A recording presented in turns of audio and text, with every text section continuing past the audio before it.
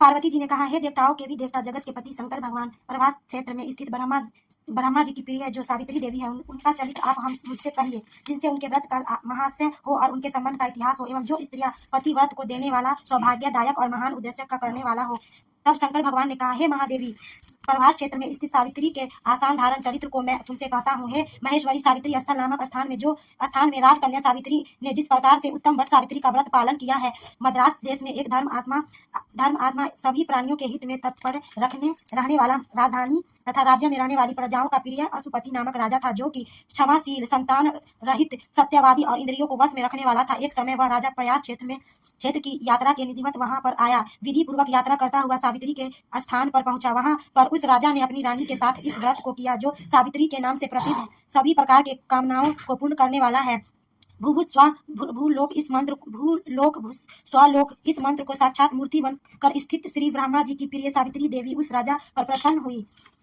कमंडलू को धारण करने वाली वह सावित्री देवी दर्शन देने के बाद पुनः अदृश्य हो गई और बहुत दिनों के बाद उसी राजा के यहाँ देवी के समान रूप वाली कन्या रूप में उत्पन्न हुई। सावित्री की प्रसन्नता से प्राप्त तथा सावित्री की पूजा करने के बाद कन्या हुई, अतः राजा ने ब्रह्माओं की आज्ञा से अपनी उस कन्या का नाम भी सावित्री रखा। वह राजकन्या सावित्री साक्षात शरीर धारण की हुई लक्ष्मी के समान शोभित होती हुई बढ़ने लगी और धीरे धीरे सुकुमार अंडों वाली वह यौवन शेष को प्राप्त हुई, जिसके मध्य भाग सुंदर और निबंध भाग विचित्र थे और जो सुपूर्व की प्रतिमा के समान दिखाई पड़ती थी। लोग उसे देखकर यही समझते थे कि यह कोई देव कन्या है। कमल के समान विशाल नेत्रों वाली एवं तेज से अग्नि के समान प्रज्वलित होती हुई वह सावित्री हर्षित भृगु द्वारा कही हुई सावित्री व्रत को करने लगी, जिसके आरंभ में सुंदर वर्ण वाली उसे उपवास करके सिर से स्नान की हुई सावित्री देवता की प्रतिमा के पास जाकर अग्नि में हवन करके ब्राह्मणों को स्वचित कराया। उस ब्राह्मणों से अवशिष्ट पुष्प अंजलि ग्रहण करके सखियों से गिरी हुई लक्ष्मी देवी के समान सुंदर रूप से सुशोभित हुई बड़ा उस राजकन्या के पिता के समीप में जाकर चरणों में प्रणाम कर प्रथम प्राप्ति पुष्पांजलि को निवेदित कर हाथ जोड़कर राजा के बगल में स्थिर हुई। राजा ने युवा स्थान को प्राप्त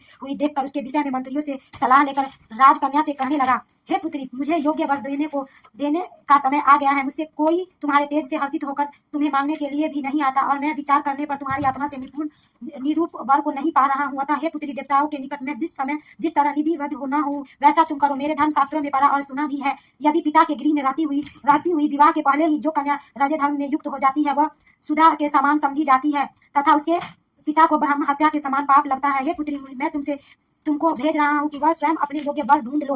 विद्ध मंत्रियों के साथ शीघ्र जाओ और मेरी बात को मानो। इसके बाद जैसा कहते हैं वैसा ही होगा। ऐसा कर सावित्री घर से निकलकर राज ऋषियों के वैन ताप्यों की ओर चल पड़ी। वहां पहुंचकर माननीय विद्याजनों को प्रणाम कर सभी तीर्थों और आश्रमों में जाकर पुनः मंत्रियों के साथ सावित्री अपने गृह पर आ गई और वहां पर पिताजी के समक्ष पवित्र देव ऋषि नारद को बैठे हुए देखा।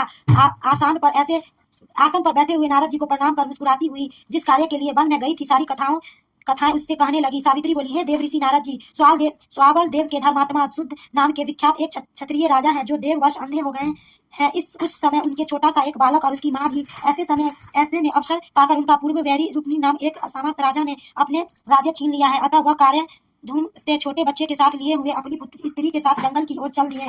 उनका यह पुत्र वन में ही बड़ा होकर परम धार्मिक सत्य बोलने वाला है, अतः अपने निरूपण समझकर मैंने उसे मन से वरण कर लिया है। यह सुनकर नारद जी ने कहा, हे राजन, सावित्री ने यह बड़ा कष्ट कार्य कर डाला। बाल वृद्धि होने से इसने केवल गुणवान समझकर सत्यवान को वरण कर दिया।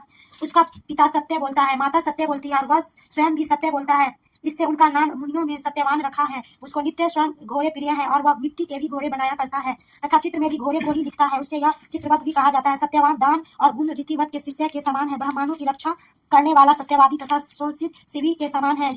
यह समान उद्यान चंद्रमा के समान देखने में प्रिय लगने वाला रूप में दूसरे अश्विन कुमार के समान और दूत से समान बलवान है, किंतु उसमें केवल एक ही दोष है, दूसरा कोई नहीं। सत्यवान आज से ठीक 1 वर्ष पर दीर्घ वायु हो जाने का देहांत त्याग कर देगा। इस प्रकार नारद जी की बात सुनकर राजकन्या सावित्री ने राजा से कहा, राजा लोग किसी से एक बार कोई बात कहते हैं, ब्रह्मदेव एक ही बार कहते हैं, एक ही बार कन्या दी जाती है। ये तीनों कर्म एक ही बार किए जाते हैं, तो दीर्घ आयु हो, अल्प गुण हो अथवा निर्गुण पर वर को एक ही बार वर्ण कर लिया। अब दूसरे वर को वर्ण नहीं करूंगी। पहले मन से निश्चय करने के बाद उसे वाणी द्वारा प्रकट किया जाता है, पुनः उसके बाद कर्म द्वारा किया जाता है।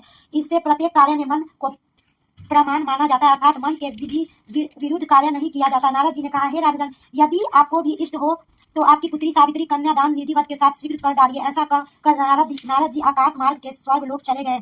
उसके बाद राजा ने भी शुभ मुहूर्त के समीवर्ती वेदों को ब्राह्मणों के द्वारा पुत्री सावित्री का विवाह संबंधित सभी कार्य संपन्न किया।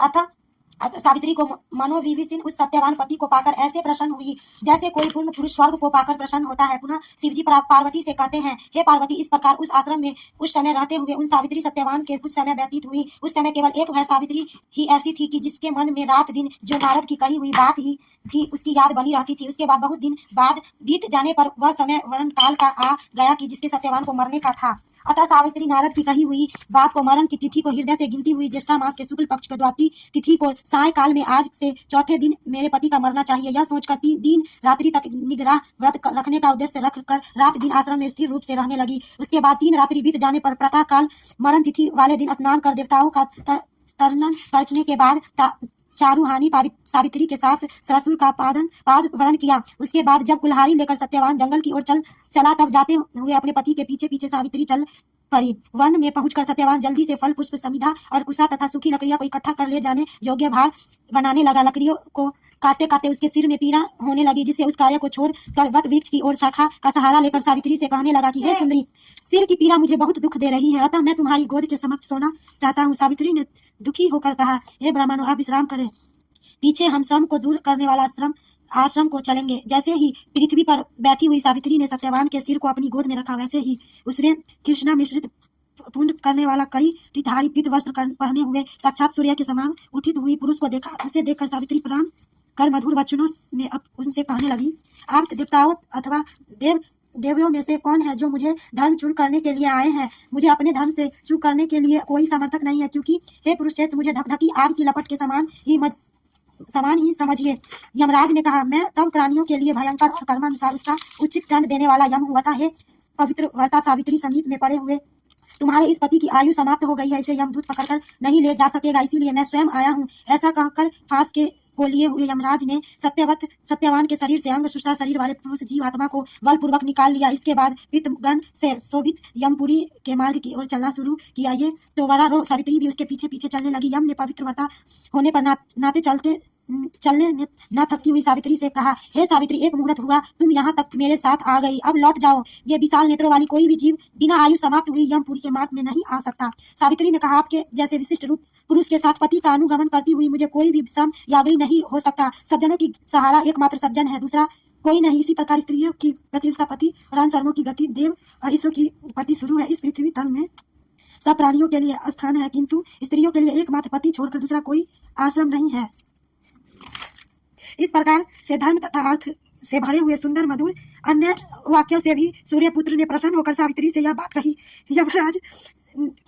यमराज ने कहा, है ब्राह्मणी, मैं तुमसे प्रसन्न हूँ, तुम्हारा कल्याण हो, तुम मुझसे वर मांगो। उसने भी विनय से सिर झुकाकर अपने लिए राज्य पाने का वर मांगा।